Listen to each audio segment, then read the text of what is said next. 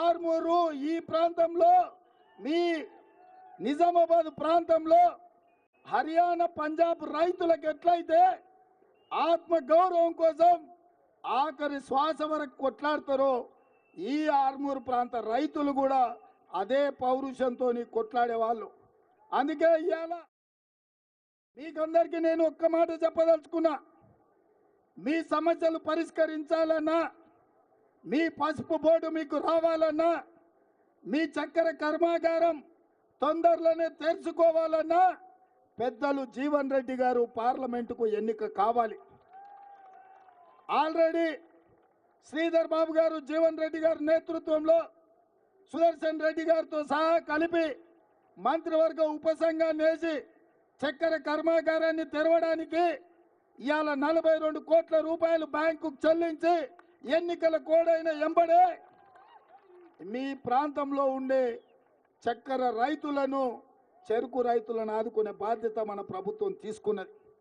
ఇవాళ ఇక్కడ పండించే ఎర్రజొన్నలు కానీ, ఇక్కడ పండించే మొక్కజొన్నలు కానీ, సోయాబీన్ కానీ, మీరు పండించే వడ్లు కానీ గిట్టుబాటు ధరతో పాటు 500 రూపాయల వడ్లకు బోనస్ ఇచ్చి కొనుగోలు చేసే బాధ్యత మాది.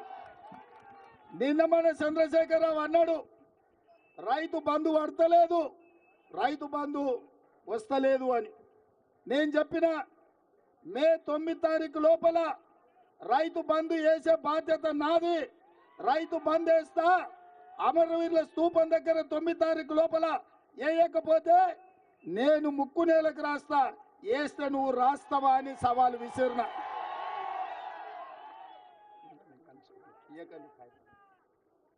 ఇవాళ ఆ సవాలు విసిరి 9 తారీఖు కాదు 6 తారీఖు లోపలనే ఈ రాష్ట్రంలో ఉండే 69 లక్షల రైతులకు రైతు భరోసా పథకం కింద ఆఖరి రూపాయి వరకు 6 తారీఖు నాడే అందరి ఖాతాలు వేసిన.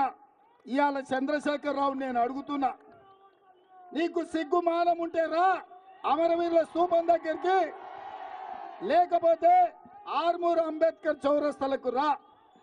సవాలు విసురుడు కాదు, సవాళ్లు స్వీకరించే దమ్ముండాలి కేసీఆర్. ఇవాళ మొత్తం రాష్ట్రంలో ఉండే 69 లక్షల మందికి రైతు భరోసా పథకంలో అందరికీ నిధులు వేసిన ఏ రైతు ఖాతాలైనా మీరు పోయి చూడండి, మీకు నిధులు వచ్చినాయా లేదా ఆలోచన చెయ్యండి.